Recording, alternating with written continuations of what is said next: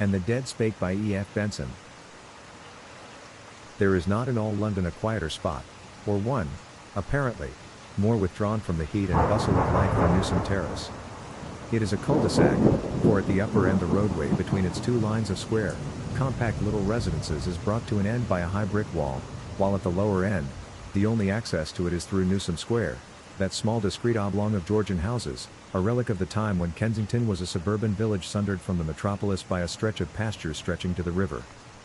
Both square and terrace are most inconveniently situated for those whose ideal environment includes a rank of taxicabs immediately opposite their door, a spate of buses roaring down the street, and a procession of underground trains, accessible by a station a few yards away, shaking and rattling the cutlery and silver on their dining tables. In consequence, Newsom Terrace had come, 2 years ago, to be inhabited by leisurely and retired folk or by those who wish to pursue their work in quiet and tranquility. Children with hoops and scooters are phenomena rarely encountered in the terrace, and dogs are equally uncommon. In front of each of the couple of dozen houses of which the terrace is composed lies a little square of railing garden, in which you may often see the middle-aged or elderly mistress of the residence horticulturally employed. By 5 o'clock of a winter's evening the pavements will generally be empty of all passengers except the policeman, who with felted step, at intervals throughout the night, peers with his bullseye into these small front gardens, and never finds anything more suspicious there than an early crocus or an aconite. For by the time it is dark the inhabitants of the terrace have got themselves home, where behind drawn curtains and bolted shutters they will pass a domestic and uninterrupted evening. No funeral, up to the time I speak of, had I ever seen leave the terrace, no marriage party had strewed its pavements with confetti, and perambulators were unknown. It and its inhabitants seemed to be quietly mellowing like bottles of sound wine. No doubt there was stored within them the sunshine and summer of youth long past, and now, dozing in a cool place, they waited for the turn of the key in the cellar door, and the entry of one who would draw them forth and see what they were worth. Yet, after the time of which I shall now speak, I have never passed down its pavement without wondering whether each house, so seemingly tranquil, is not, like some dynamo, softly and smoothly bringing into being vast and terrible forces, such as those I once saw at work in the last house at the upper end of the terrace, the quietest, you would have said, of all the row. Had you observed it with continuous scrutiny, for all the length of a summer day, it is quite possible that you might have only seen issue from it in the morning an elderly woman whom you would have rightly conjectured to be the housekeeper, with her basket for marketing on her arm, who returned an hour later. Except for her the entire day might often pass without there being either ingress or egress from the door. Occasionally a middle-aged man, lean and wiry, came swiftly down the pavement, but his exit was by no means a daily occurrence, and indeed when he did emerge, he broke the almost universal usage of the terrace, for his appearances took place, when such there were, between 9 and 10 in the evening. At that hour sometimes he would come round to my house in Newsom Square to see if I was at home and inclined for a talk a little later on. For the sake of air and exercise he would then have an hour's tramp through the lit and noisy streets, and return about 10, still pale and unflushed, for one of those talks which grew to have an absorbing fascination for me. More rarely through the telephone I proposed that I should drop in on him. This I did not often do, since I found that if he did not come out himself, it implied that he was busy with some investigation, and though he made me welcome, I could easily see that he burned for my departure, so that he might get busy with his batteries and pieces of tissue, hot on the track of discoveries that never yet had presented themselves to the mind of man as coming within the horizon of possibility. My last sentence may have led the reader to guess that I am indeed speaking of none other than that recluse and mysterious physicist Sir James Horton, with whose death 100 half-hewn avenues into the dark forest from which life comes must wait completion till another pioneer as bold as he takes up the axe which hitherto none but himself has been able to wield. Probably there was never a man to whom humanity owed more, and of whom humanity knew less. He seemed utterly independent of the race to whom, though indeed with no service of love, he devoted himself. For years he lived aloof and apart in his house at the end of the terrace. Men and women were to him like fossils to the geologist, things to be tapped and hammered and dissected and studied with a view not only to the reconstruction of past ages, but to construction in the future. It is known, for instance, that he made an artificial being formed of the tissue, still living, of animals lately killed, with the brain of an ape and the heart of a bullock, and a sheep's thyroid, and so forth. Of that I can give no first-hand account. Horton, it is true, told me something about it, and in his will directed that certain memoranda on the subject should on his death be sent to me. But on the bulky envelope there is the direction, not to be opened till January, 1925. He spoke with some reserve and, so I think, with slight horror at the strange things which had happened on the completion of this creature. It evidently made him uncomfortable to talk about it, and for that reason I fancy he put what was then a rather remote date to the day when his record should reach my eye. Finally, in these preliminaries, for the last 5 years before the war, he had scarcely entered, for the sake of companionship, any house other than his own and mine. Ours was a friendship dating from school days, which he had never suffered to drop entirely, but I doubt if in those years he spoke except on matters of business to half a dozen other people. He had already retired from surgical practice in which his skill was unapproached, and most completely now did he avoid the slightest intercourse with his colleagues, whom he regarded as ignorant pedants without courage or the rudiments of knowledge. Now and then he would write an epic-making little monograph, which he flung to them like a bone to a starving dog, but for the most part, utterly absorbed in his own investigations, he left them to grope along unaided. He frankly told me that he enjoyed talking to me about such subjects, since I was utterly unacquainted with them. It clarified his mind to be obliged to put his theories and guesses and confirmations with such simplicity that anyone could understand them. I well remember his coming in to see me on the evening of the 4th of August, 1914. "So the war has broken out," he said, "and the streets are impassable with excited crowds. Odd, isn't it? Just as if each of us already was not a far more murderous battlefield than any which can be conceived between warring nations." "How's that?" said I. "Let me try to put it plainly, though it isn't that I want to talk about. Your blood is one eternal battlefield. It is full of armies eternally marching and counter-marching. As long as the armies friendly to you are in a superior position, you remain in good health. If a detachment of microbes that, if suffered to establish themselves, would give you a cold in the head, entrench themselves in your mucous membrane, the commander-in-chief sends a regiment down and drives them out. He doesn't give his orders from your brain, mind you, those aren't his headquarters, for your brain knows nothing about the landing of the enemy till they have made good their position and given you a cold." He paused a moment. "There isn't one headquarters inside you," he said, "there are many. For instance, I killed a frog this morning, at least most people would say I killed it. But had I killed it, though its head lay in one place and its severed body in another? Not a bit, I had only killed a piece of it. For I opened the body afterwards and took out the heart, which I put in a sterilized chamber of suitable temperature, so that it wouldn't get cold or be infected by any microbe. That was about 12 o'clock today. And when I came out just now, the heart was beating still. It was alive, in fact. That's full of suggestions, you know. Come and see it." The terrace had been stirred into volcanic activity by the news of war, the vendor of some late edition had penetrated into its quietude, and there were half a dozen parlourmaids fluttering about like black and white moths. But once inside Horton's door, isolation as of an Arctic night seemed to close round me. He had forgotten his latchkey, but his housekeeper, then newly come to him, who became so regular and familiar a figure in the terrace, must have heard his step, for before he rang the bell she had opened the door, and stood with his forgotten latchkey in her hand. "Thanks, Mrs. Gabriel," said he, and without a sound the door shut behind us. Both her name and face, as reproduced in some illustrated daily paper, seemed familiar, rather terribly familiar, but before I had time to grope for the association, Horton supplied it. "Tried for the murder of her husband 6 months ago," he said. "Odd case. The point is that she is the one and perfect housekeeper. I once had 4 servants, and everything was all mucky, as we used to say at school. Now I live in amazing comfort and propriety with one. She does everything.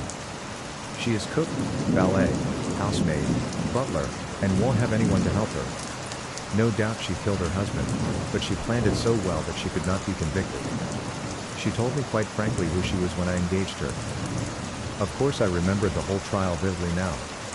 Her husband, a morose, quarrelsome fellow, tipsy as often as sober, had, according to the defense, cut his own throat while shaving. According to the prosecution, she had done that for him.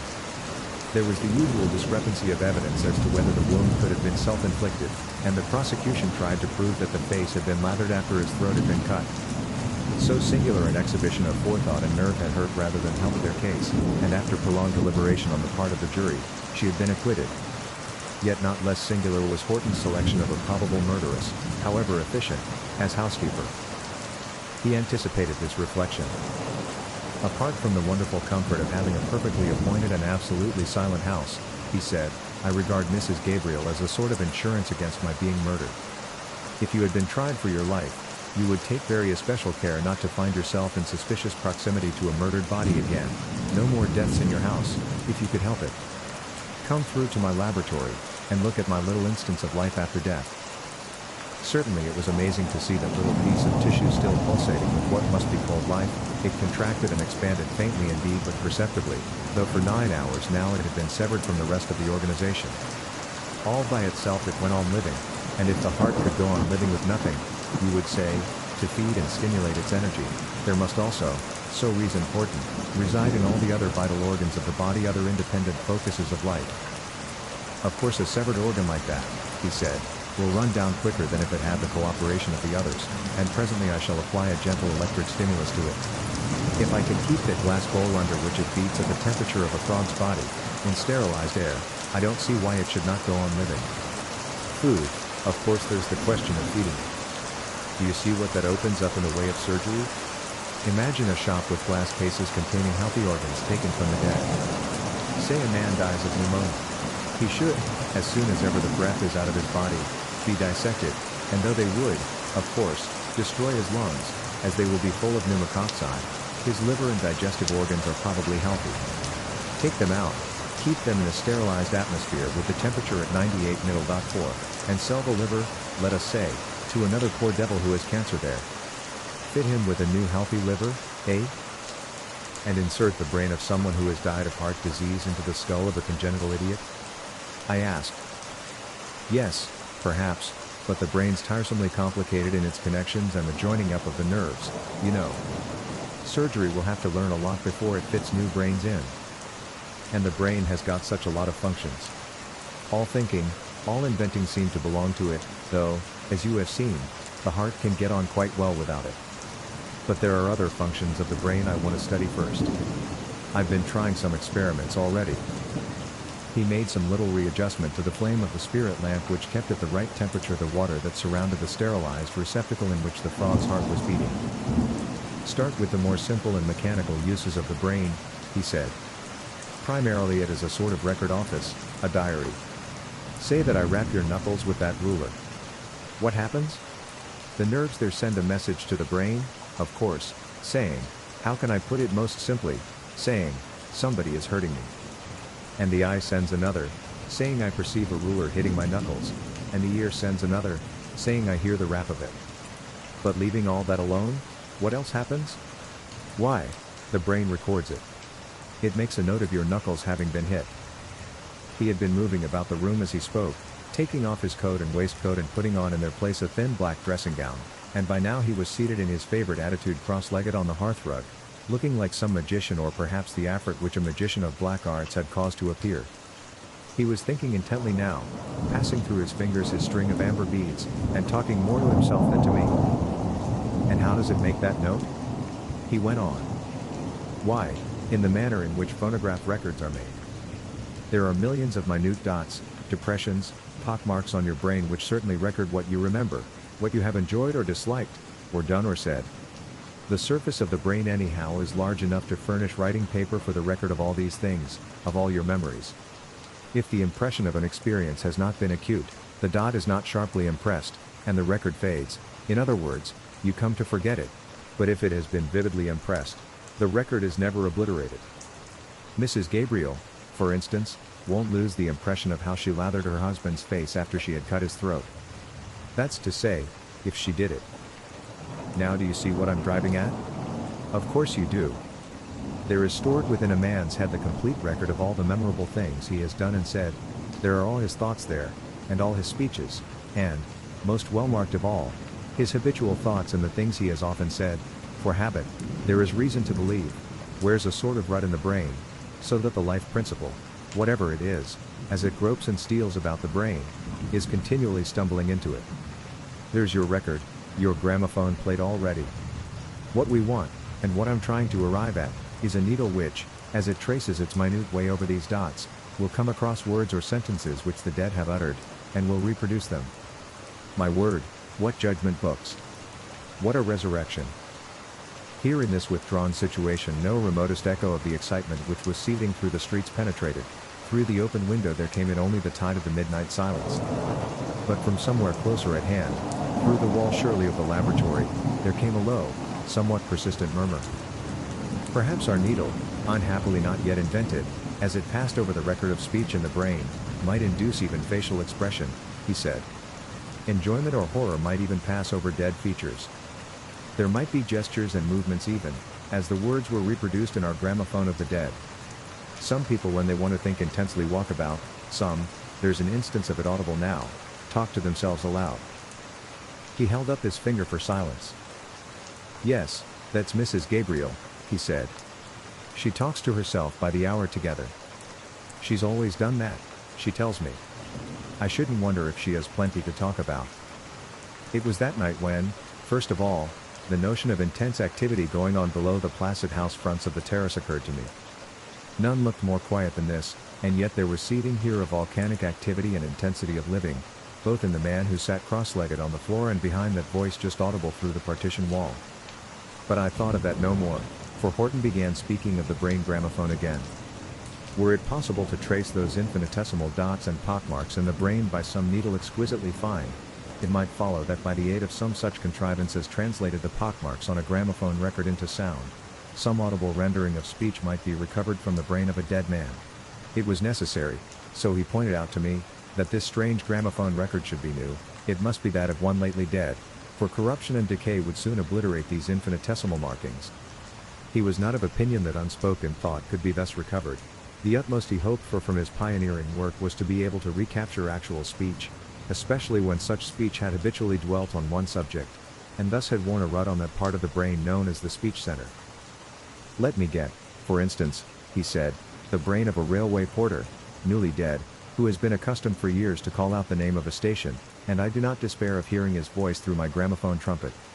Or again, given that Mrs. Gabriel, in all her interminable conversations with herself, talks about one subject, I might, in similar circumstances, recapture what she had been constantly saying.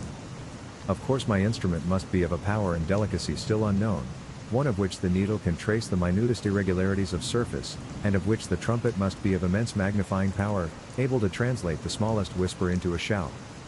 But just as a microscope will show you the details of an object invisible to the eye, so there are instruments which act in the same way on sound. Here, for instance, is one of remarkable magnifying power. Try it if you like. He took me over to a table on which was standing an electric battery connected with a round steel globe, out of the side of which sprang a gramophone trumpet of curious construction. He adjusted the battery, and directed me to click my fingers quite gently opposite an aperture in the globe, and the noise, ordinarily scarcely audible, resounded through the room like a thunderclap.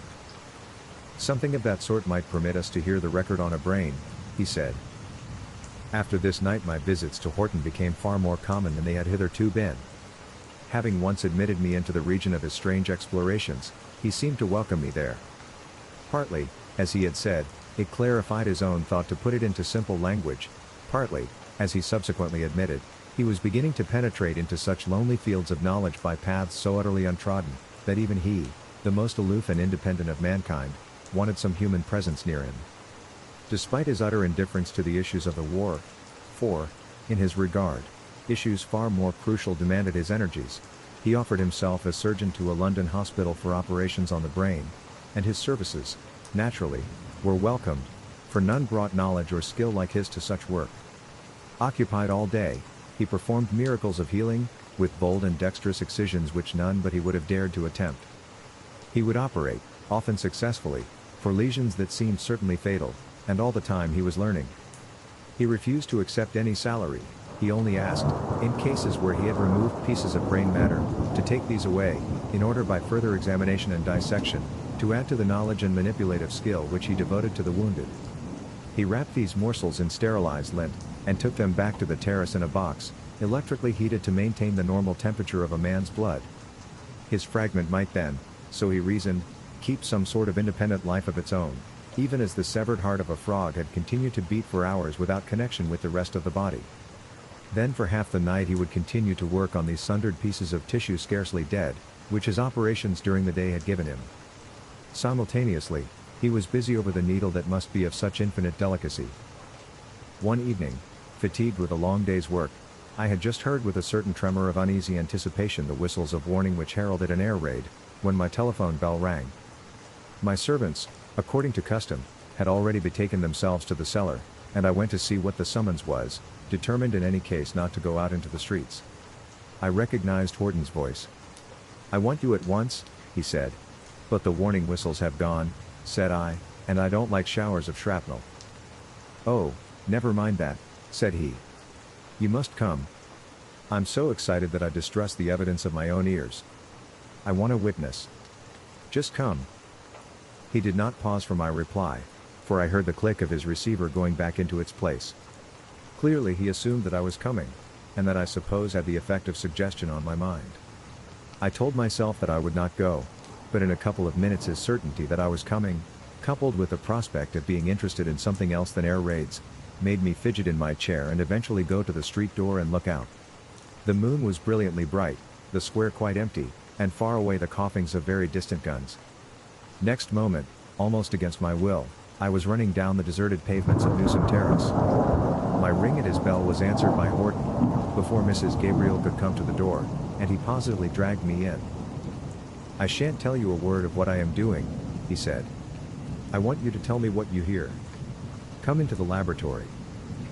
The remote guns were silent again as I sat myself, as directed, in a chair close to the gramophone trumpet, but suddenly through the wall I heard the familiar mutter of Mrs. Gabriel's voice. Horton, already busy with his battery, sprang to his feet. "That won't do," he said. "I want absolute silence." He went out of the room, and I heard him calling to her. While he was gone I observed more closely what was on the table. Battery, round steel globe, and gramophone trumpet were there, and some sort of a needle on a spiral steel spring linked up with the battery and the glass vessel, in which I had seen the frog's heart beat. In it now there lay a fragment of gray matter. Horton came back in a minute or two, and stood in the middle of the room listening. "That's better," he said. "Now I want you to listen at the mouth of the trumpet. I'll answer any questions afterwards." With my ear turned to the trumpet, I could see nothing of what he was doing, and I listened till the silence became a rustling in my ears. Then suddenly that rustling ceased, for it was overscored by a whisper which undoubtedly came from the aperture on which my oral attention was fixed.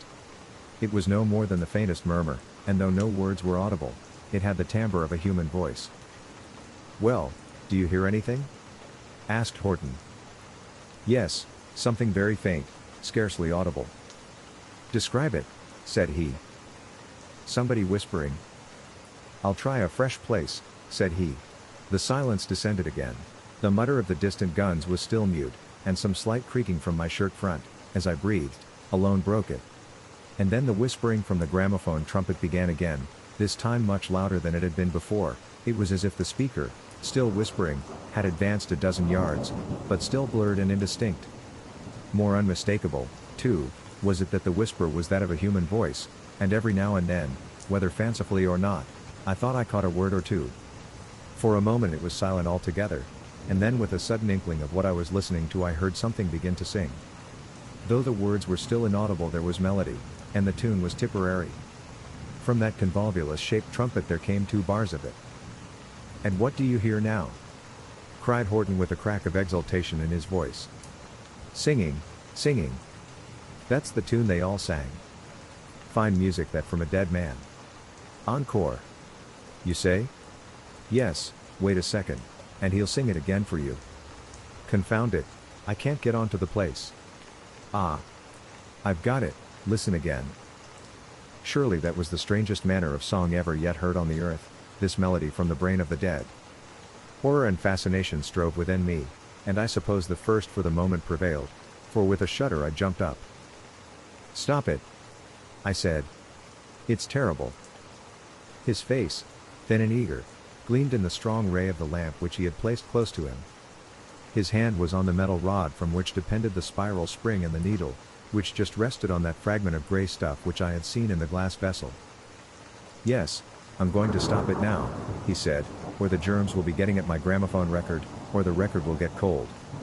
See, I spray it with carbolic vapor, I put it back into its nice warm bed. It will sing to us again." "But terrible? What do you mean by terrible?" Indeed, when he asked that I scarcely knew myself what I meant. I had been witness to a new marvel of science as wonderful perhaps as any that had ever astounded the beholder, and my nerves, these childish whimperers, had cried out at the darkness and the profundity. But the horror diminished, the fascination increased as he quite shortly told me the history of this phenomenon. He had attended that day and operated upon a young soldier in whose brain was embedded a piece of shrapnel. The boy was in extremis, but Horton had hoped for the possibility of saving him. To extract the shrapnel was the only chance, and this involved the cutting away of a piece of brain known as the speech center, and taking from it what was embedded there. But the hope was not realized, and 2 hours later the boy died. It was to this fragment of brain that, when Horton returned home, he had applied the needle of his gramophone, and had obtained the faint whisperings which had caused him to ring me up, so that he might have a witness of this wonder. Witness I had been, not to these whisperings alone, but to the fragment of singing. "And this is but the first step on the new road," said he. "Who knows where it may lead, or to what new temple of knowledge it may not be the avenue? Well, it is late, I shall do no more tonight. What about the raid, by the way?" To my amazement I saw that the time was verging on midnight. 2 hours had elapsed since he let me in at his door, they had passed like a couple of minutes. Next morning some neighbors spoke of the prolonged firing that had gone on, of which I had been wholly unconscious. Week after week Horton worked on this new road of research, perfecting the sensitiveness and subtlety of the needle, and, by vastly increasing the power of his batteries, enlarging the magnifying power of his trumpet. Many and many an evening during the next year did I listen to voices that were dumb in death, and the sounds which had been blurred and unintelligible mutterings in the earlier experiments, developed, as the delicacy of his mechanical devices increased, into coherence and clear articulation. It was no longer necessary to impose silence on Mrs. Gabriel when the gramophone was at work, for now the voice we listened to had risen to the pitch of ordinary human utterance, while as for the faithfulness and individuality of these records, striking testimony was given more than once by some living friend of the dead, who, without knowing what he was about to hear, recognized the tones of the speaker. More than once also, Mrs. Gabriel, bringing in siphons and whiskey, provided us with 3 glasses, for she had heard, so she told us, 3 different voices in talk. But for the present no fresh phenomenon occurred. Horton was but perfecting the mechanism of his previous discovery and, rather grudging the time, was scribbling at a monograph, which presently he would toss to his colleagues, concerning the results he had already obtained. And then, even while Horton was on the threshold of new wonders, which he had already foreseen and spoken of as theoretically possible, there came an evening of marvel and of swift catastrophe. I had dined with him that day, Mrs. Gabriel deftly serving the meal that she had so daintily prepared, and towards the end, as she was clearing the table for our dessert, she stumbled, I supposed, on a loose edge of carpet, quickly recovering herself. But instantly Horton checked some half-finished sentence, and turned to her. "You're all right, Mrs. Gabriel?" he asked quickly. "Yes, sir, thank you," said she, and went on with her serving. "As I was saying," began Horton again, but his attention clearly wandered, and without concluding his narrative, he relapsed into silence, till Mrs. Gabriel had given us our coffee and left the room. "I'm sadly afraid my domestic felicity may be disturbed," he said. "Mrs. Gabriel had an epileptic fit yesterday, and she confessed when she recovered that she had been subject to them when a child, and since then had occasionally experienced them." "Dangerous, then?" I asked. "In themselves not in the least," said he. "If she was sitting in her chair or lying in bed when one occurred, there would be nothing to trouble about. But if one occurred while she was cooking my dinner or beginning to come downstairs, she might fall into the fire or tumble down the whole flight. We'll hope no such deplorable calamity will happen. Now, if you've finished your coffee, let us go into the laboratory. Not that I've got anything very interesting in the way of new records. But I've introduced a second battery with a very strong induction coil into my apparatus. I find that if I link it up with my record, given that the record is a fresh one, it stimulates certain nerve centers. It's odd, isn't it, that the same forces which so encourage the dead to live would certainly encourage the living to die, if a man received the full current.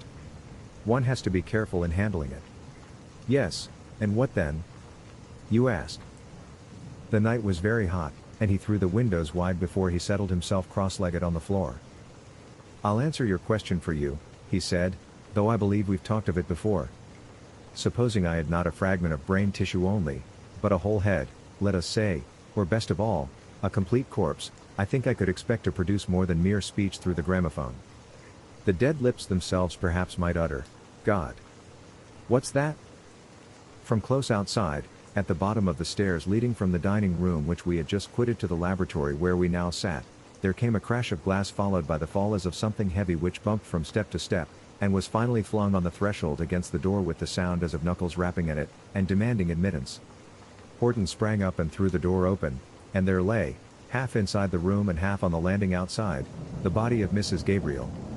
Round her were splinters of broken bottles and glasses, and from a cut in her forehead, as she lay ghastly with face upturned, the blood trickled into her thick gray hair. Horton was on his knees beside her, dabbing his handkerchief on her forehead. "Ah. That's not serious," he said, "there's neither vein nor artery cut. I'll just bind that up first." He tore his handkerchief into strips which he tied together, and made a dexterous bandage covering the lower part of her forehead, but leaving her eyes unobscured. They stared with a fixed meaningless steadiness, and he scrutinized them closely.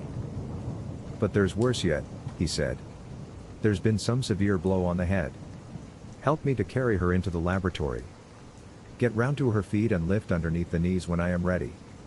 There. Now put your arm right under her and carry her." Her head swung limply back as he lifted her shoulders, and he propped it up against his knee, where it mutely nodded and bowed, as his leg moved, as if in silent assent to what we were doing, and the mouth, at the extremity of which there had gathered a little lather, lolled open. He still supported her shoulders as I fetched a cushion on which to place her head, and presently she was lying close to the low table on which stood the gramophone of the dead. Then with light deft fingers he passed his hands over her skull, pausing as he came to the spot just above and behind her right ear. Twice and again his fingers groped and lightly pressed, while with shut eyes and concentrated attention he interpreted what his trained touch revealed. "Her skull is broken to fragments just here," he said. "In the middle there is a piece completely severed from the rest, and the edges of the cracked pieces must be pressing on her brain." Her right arm was lying palm upwards on the floor, and with one hand he felt her wrist with fingertips. "Not a sign of pulse," he said. "She's dead in the ordinary sense of the word. But life persists in an extraordinary manner, you may remember. She can't be wholly dead, no one is wholly dead in a moment, unless every organ is blown to bits. But she soon will be dead, if we don't relieve the pressure on the brain. That's the first thing to be done. While I'm busy at that, shut the window, will you, and make up the fire. In this sort of case the vital heat, whatever that is, leaves the body very quickly. Make the room as hot as you can, fetch an oil stove, and turn on the electric radiator, and stoke up a roaring fire. The hotter the room is the more slowly will the heat of life leave her." Already he had opened his cabinet of surgical instruments, and taken out of it 2 drawers full of bright steel which he laid on the floor beside her. I heard the grating chink of scissors severing her long gray hair, and as I busied myself with laying and lighting the fire in the hearth, and kindling the oil stove, which I found, by Horton's directions, in the pantry, I saw that his lancet was busy on the exposed skin.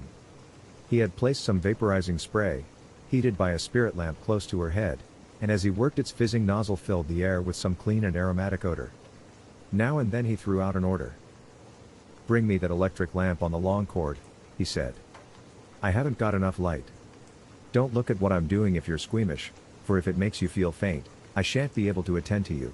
I suppose that violent interest in what he was doing overcame any qualm that I might have had, for I looked quite unflinching over his shoulder as I moved the lamp about till it was in such a place that it threw its beam directly into a dark hole at the edge of which depended a flap of skin. Into this he put his forceps, and as he withdrew them they grasped a piece of blood-stained bone. "That's better," he said, "and the room's warming up well. But there's no sign of pulse yet. Go on stoking, will you, till the thermometer on the wall there registers 100 degrees. When next, on my journey from the coal cellar, I looked, 2 more pieces of bone lay beside the one I had seen extracted, and presently referring to the thermometer, I saw that between the oil stove and the roaring fire and the electric radiator, I had raised the room to the temperature he wanted. Soon, peering fixedly at the seat of his operation, he felt for her pulse again. "Not a sign of returning vitality," he said, "and I've done all I can. There's nothing more possible that can be devised to restore her." As he spoke the zeal of the unrivaled surgeon relaxed, and with a sigh and a shrug he rose to his feet and mopped his face. Then suddenly the fire and eagerness blazed there again. "The gramophone," he said. "The speech center is close to where I've been working, and it is quite uninjured. Good heavens, what a wonderful opportunity. She served me well living, and she shall serve me dead. And I can stimulate the motor nerve center, too, with the second battery. We may see a new wonder tonight. Some qualm of horror shook me. No, don't. I said. It's terrible, she's just dead.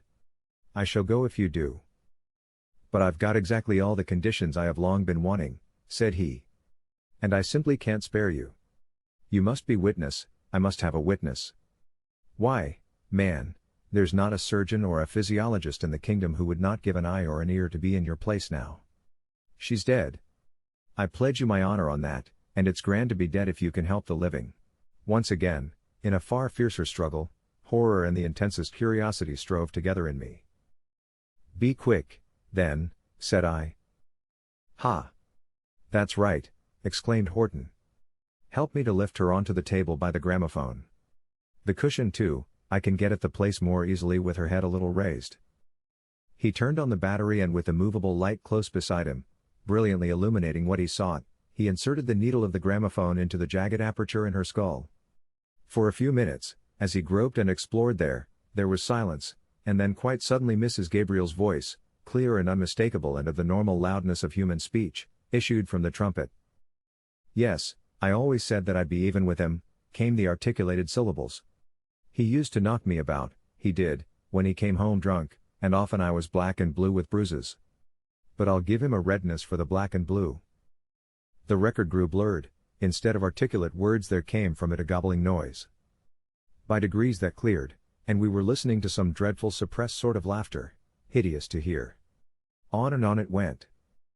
I've got into some sort of rut, said Horton. She must have laughed a lot to herself. For a long time we got nothing more except the repetition of the words we had already heard and the sound of that suppressed laughter. Then Horton drew towards him the second battery. I'll try a stimulation of the motor nerve centers, he said. Watch her face. He propped the gramophone needle in position, and inserted into the fractured skull the two poles of the second battery, moving them about there very carefully. And as I watched her face, I saw with a freezing horror that her lips were beginning to move. Her mouth's moving, I cried. She can't be dead. He peered into her face. Nonsense, he said. That's only the stimulus from the current. She's been dead half an hour. Ah. What's coming now? The lips lengthened into a smile, the lower jaw dropped, and from her mouth came the laughter we had heard just now through the gramophone. And then the dead mouth spoke, with a mumble of unintelligible words, a bubbling torrent of incoherent syllables. I'll turn the full current on, he said. The head jerked and raised itself, the lips struggled for utterance, and suddenly she spoke swiftly and distinctly. Just when he'd got his razor out, she said, I came up behind him, and put my hand over his face, and bent his neck back over his chair with all my strength. And I picked up his razor and with one slit, that was the way to pay him out. And I didn't lose my head, but I lathered his chin well, and put the razor in his hand, and left him there, and went downstairs and cooked his dinner for him, and then an hour afterwards, as he didn't come down, up I went to see what kept him. It was a nasty cut in his neck that had kept him. Horton suddenly withdrew the two poles of the battery from her head, and even in the middle of her word the mouth ceased working, and lay rigid and open. By God! He said. There's a tale for dead lips to tell. But we'll get more yet. Exactly what happened then I never knew. It appeared to me that as he still leaned over the table with the two poles of the battery in his hand, his foot slipped, and he fell forward across it. There came a sharp crack, and a flash of blue dazzling light, and there he lay face downwards, with arms that just stirred and quivered. With his fall the two poles that must momentarily have come into contact with his hand were jerked away again, and I lifted him and laid him on the floor. But his lips as well as those of the dead woman had spoken for the last time. The end.